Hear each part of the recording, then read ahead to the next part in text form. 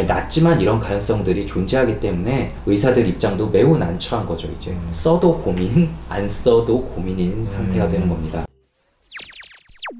네, 안녕하세요. 내부자들입니다. 지난 임신 중 우울증 영상에 이어서 오늘은 임신 중 우울증 치료에 대해서도 본격적으로 이야기를 해보려고 합니다. 일단 단도직입적으로 한번 물어보면서 시작을 할게요. 우리 오동훈 교수님의 경우에는 임산부에게 임신 중에 약물을 처방하신 적이 있나요? 사실은 이제 제가 주치의가 된 후는 아니고요. 이제 전공의 시절에 써본 적은 있어요. 굉장히 고민을 많이 하다가 사용을 했는데 이제 그분 같은 경우에는 어떤 우울증이 심하면서 일종의 환청과 망상 같은 증상들이 이제 겹쳐 있는 그런 상황이었죠. 이제 배 안에 있는 태아를 제거해야 된다, 죽여야 된다라는 그런 생각이 좀 사로잡혀 계신 상태라서 약을 안 썼다가는 더 큰 문제가 생길 수 있겠다 이렇게 판단을 했습니다. 그래서 보호자분에게 고지를 좀 충분히 하고 약을 드렸던 기억이 있습니다. 저 같은 경우에는 처방해 본 적이 없고요. 대학병원 전공의로 일할 때는 교수님들께서 아주 가끔 처방하는 걸 본 적은 있지만 제가 직접 처방한 적은 아직까지도 없습니다. 그리고 웬만하면 피하고 있고요. 그쵸, 부담이 되죠. 왜 이렇게 우리가 좀 부담을 가지게 되는 건지, 임신 중 우울증을 어떻게 치유하는지에 대해서 좀 얘기를 해보겠습니다. 임산부에게 약물을 잘 처방하지 않는 이유는 일단 뭐가 있을까요? 무엇보다 이제 뱃속에 있는 아이에게 약물이 영향을 미칠 수 있기 때문입니다.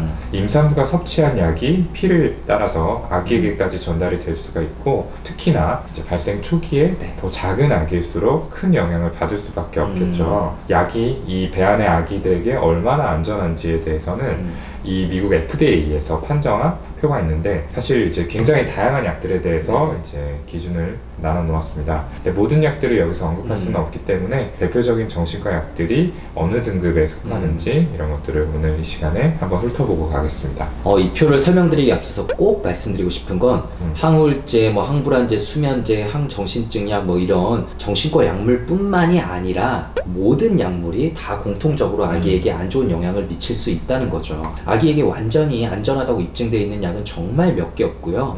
시중에 시판되는 약의 1% 미만이라고 합니다. 엽산, 철분제, 그리고 요즘에는 디클렉틴 같은 입던약 같은 것들이 FDA에서는 A 등급을 받았는데, 그 외에는 아주 낮더라도 모두 다 리스크를 어느 정도는 가지고 있는 것입니다.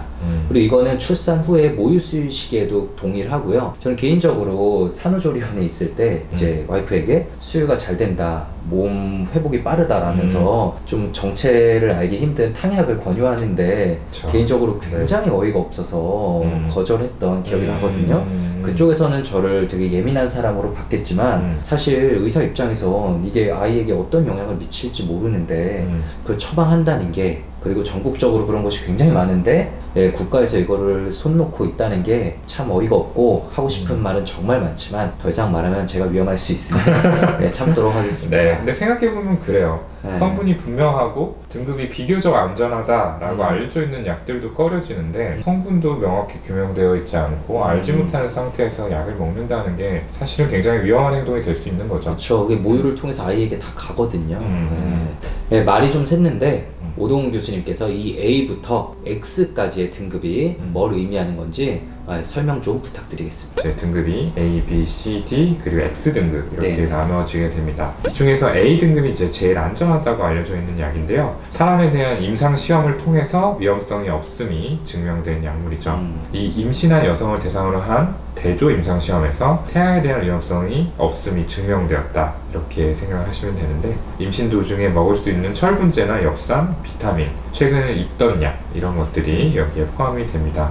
전체 약물 중에 1% 미만이라고 이 얘기도 아까 해주셨던 것 같은데, 안타깝게도 이 정신과 약 중에서는 이 A등급에 해당되는 거는 없는 상태죠. 그리고 B등급은 이제 사람에게 위험하다는 증거가 없는 약물입니다. 뉘앙스를 좀 잘 들으셔야 돼요. 동물 연구에서는 위험성이 나타났으나 사람에게는 그 위험성이 관찰되지 않은 경우, 혹은 A등급과 달리 사람에 대한 임상시험이 실시되지 않았고 동물 시험에서는 태아에 대한 위험성이 딱히 없었다라고 결론이 지어진 경우, 이런 것들이 여기 포함이 됩니다. 임신 중에 열이 날 때 흔히들 복용하는 타이레놀 여기 속하게 되고요. 그리고 여기 속하는 이제 정신과 약으로는 우울, 불안의 효과를 볼 수 있는 부스피론이라는 약이 있습니다. 상품명으로는 부스파라고 저희가 부르는데, 이건 역시 타이레놀급으로 안전하게 복용을 할 수 있는 B등급이다 이렇게 생각을 해주시면 되겠습니다. 그 외에도 뭐 클로자핀이나 루라시돈 같은 약이 있지만 널리 처방되지는 않으니까. 둘 다 B등급인가요? 네. 그리고 그리고 C등급은 위험성을 배제할 수 없는 약물입니다. 네, 동물 연구에서는 태아에 대한 위험성을 보였으나 사람에 대해서는 실험이 시행되지 않은 경우고요. 잠재적 위험성이 있을 수 있다라고 좀 보고 있죠. 그래도 약물 사용하는 유익성이 더 크다고 판단되면 사용할 수는 있고요. 흔히들 복용하는 아스피린, 뭐 항히스타민 같은 약들이 여기 속하고요. 정신과 약들 중에도 다수가 여기에 속합니다. 파록세틴을 제외한 항우울제들, 그리고 대부분의 항정신증 약들, 그리고 졸피뎀, 그리고 라모트리진 등이 여기에 포함되게 됩니다. 그리고 D등급은 위험하다는 증거가 있는 약물입니다. 그러니까 태아에 대한 위험성이 보고된 약들이고요. 알프라졸람, 뭐 클로나제팜, 디아제팜 등의 벤조다이아제핀 계열의 항불안제들, 그리고 뭐 센시발, 리튬, 발프로에이트, 그리고 항우울제 중에는 특히 파록세틴이 여기 포함이 됩니다. 기형이 이제 발생한다, 이 약물을 투여했을 때 태아한테 기형이 생길 수 있다는 게 어느 정도 규명이 돼 있는 그런 약이라고 생각을 하시면 되겠습니다. 마지막으로 X등급은 임신 중 여성에서 절대로 사용하지 않는 금기 약물이죠. 정신과 약 중에는 트리아졸람이 여기 속합니다. 지금까지 저희가 설명을 드렸듯이 완전히 안전하다고 입증된 항우울제나 항불안제는 존재하지 않습니다. 이 벤라팍신이나 멀타자핀과 같은 항우울제의 경우에는 선천적 기형을 일으키지 않는다라고 알려져 있기는 한데, 그렇다고 카테고리 A에 들어가 있지는 못해요. 어떤 시험을 통해서 확인되지는 않았기 때문이죠. 아직까지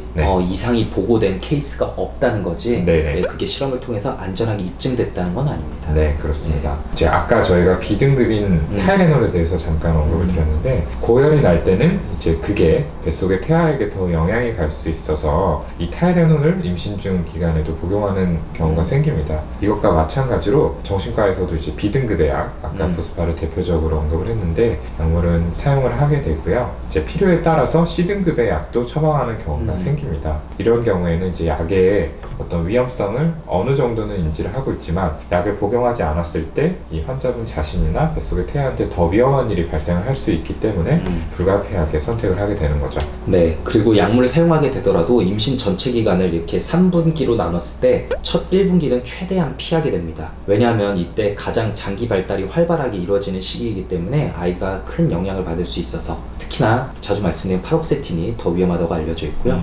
3분기에는 그나마 아이가 더 커서 비교적 안전하다고 합니다. 하지만 사용할 경우에 그 다음에 출산하게 되는 아이가 모체에 있을 때는 항우울제를 복용하는 것처럼 효과가 있다가 나온 다음에 항우울제가 안 들어오니까 항우울제 금단 증상을 겪는다든지, 신체적으로는 지속성 폐고혈압 같은 부작용이 생기는 경우들도 보고되어 있다고 합니다. 네, 낮지만 이런 가능성들이 존재하기 때문에 의사들 입장도 매우 난처한 거죠. 이제 써도 고민, 안 써도 고민인 상태가 되는 겁니다. 맞아요. 참 어려워요. 네, 그래서 저희가 지금 띄워드린 표를 보면은 쓸 경우에는 썼다고 그와 관련된 법적인 책임을 질까봐, 또 안 쓰면은 왜 산모가 위험한데 안 썼냐라는 책임을 질까봐 현실적인 고민들에 마주하게 됩니다. 솔직히 그래서 대학병원은 몰라도 개인병원에서는 이게 좀 안고 가기 힘든 리스크죠. 그렇죠. 그렇다면은 이제 약물 치료 외에 어떠한 방법으로 임신 중에 발생한 우울증을 치료할 수 있을지에 대해서 말씀을 드리겠습니다.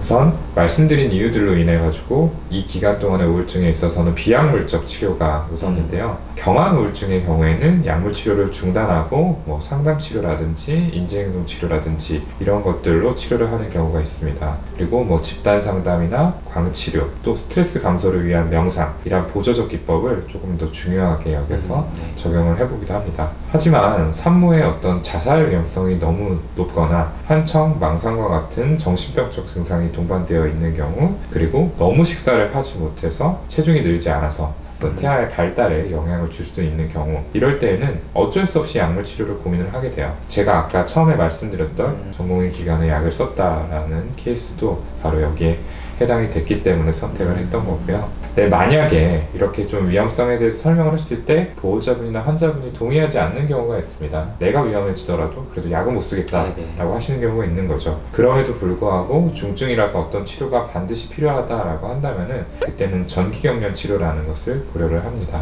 그러니까 뇌 안에 전기 자극을 집어넣어가지고 증상의 개선을 유도를 하는 거죠. 저희가 오늘 임신 중 우울증 치료에 대해서 이야기를 해보았는데, 약간씩은 차이가 있지만 강박증, 뭐 조울증, 조현병에 등에 있어서도 원칙은 크게 다르지 않습니다. 중요한 것은 일단 임신을 계획하게 되거나 아니면 내가 아이가 생겼다는 것을 알게 되었을 때 즉시 주치의와 상의를 하는 것이 가장 중요합니다. 특히나 착상 첫 2주간은 모체와 태아 간에 이렇게 혈중 순환이 일어나지 않아서 산모 혈중의 약이 아이에게 영향을 미치지 않는다고 하니까요. 아, 내가 그 아이가 있는지도 모르고 약을 먹고 있었구나, 이런 죄책감 너무 시달리실 필요가 없습니다.